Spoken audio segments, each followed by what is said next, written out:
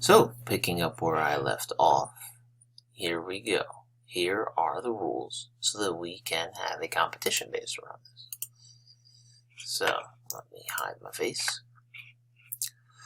Today's competition, you need to know these rules. So the teacher is going to load your egg into the container before it drops. This teacher may be me. This teacher may be the teacher in your classroom.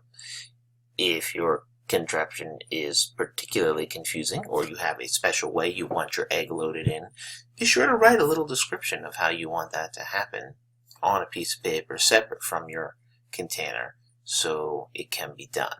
Right? This is done in some ways to represent the model. Right? Your space capsule needs to be able to be entered by the astronauts. It's not some magical sealed container that stays sealed the whole time. It needs to have a door. There can be no gas propulsion, right? No CO2 tank, no, I don't know, just no gas propulsion. Don't mess with it. There can be no electricity involved. This really only come into play if you brought something from home. No mass-produced containers, also if you brought something from home. This means do not just have a peanut butter jar and stuff the egg in. It's going to be disqualified.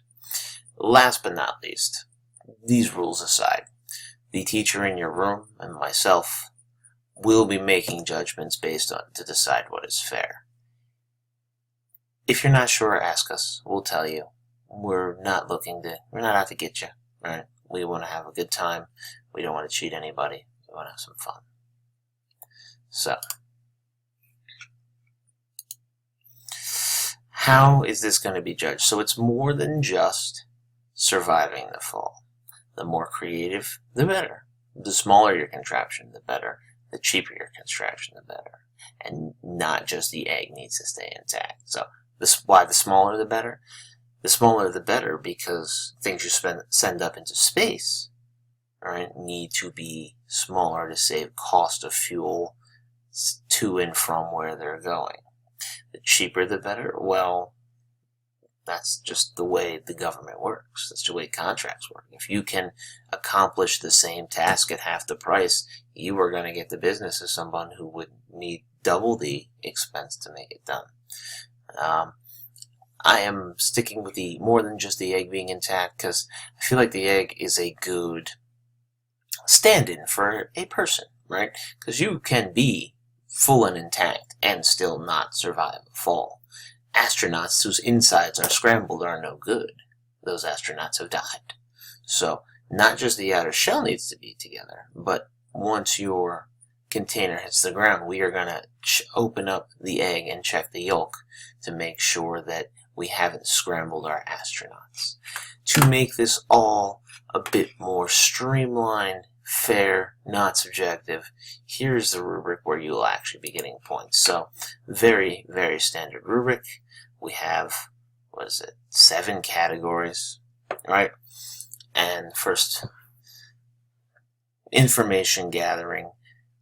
Where did you get your sources? Did you do some research? How much did you take from the presentation we had?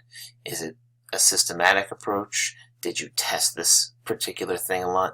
This is something your teacher in the room is going to be able to do it. Your plan.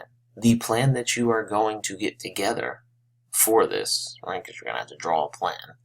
I hope I said that before now. If not, surprise, you have to draw a plan. Needs to be neat, clear, some measurements, components labeled, right? Not just strange lines. The better your plan is, the more points you ought to get. Construction and materials. This is essentially to give you a bonus for being creative with how you build things. You know, I can't imagine, I suppose if you just throw an egg out the window, I'm going to have to give you a 1. But, be creative with your materials. We have some stuff. Use it. Did you bring something from home? Use it. Then we get into the actual design aspects. Did your design work well? That's where your points come from here. If your design prevented your egg from breaking, that's where these points come from. What state is your egg in? Right? Did the egg smash? Did the shell crack? Was the egg intact but the yolk broken? Was everything good when it came down? that's pretty self-explanatory. We are going to measure the volume, right? This is the part where we start to worry about the smaller the better. If the actual contraption for dropping the egg is less than 9 cubic inches, 3 inches by 3 inches by 3 inches, this includes any empty space that your design might take up, you're going to get a 4. I think that's really hard to do, but if you can do it, awesome. Between 10 and 20 cubic inches, that's a little more realistic, I think. 21 and 30. So essentially try and make your design as small as possible. And if you have a parachute, I am counting the entire area under the parachute. I wouldn't focus too much on this particular category because it's worth double the points of this if your egg makes it. So focus on making your egg make it. How many different kinds of parts did you use? Right? Well, how many different parts did you use? The simpler your solution, the less opportunity for things to go wrong. So if you have less than 5 parts, you get all the points. So let's say you find some magic way to build something out of tape. Just tape. Well done. You get all 4 points.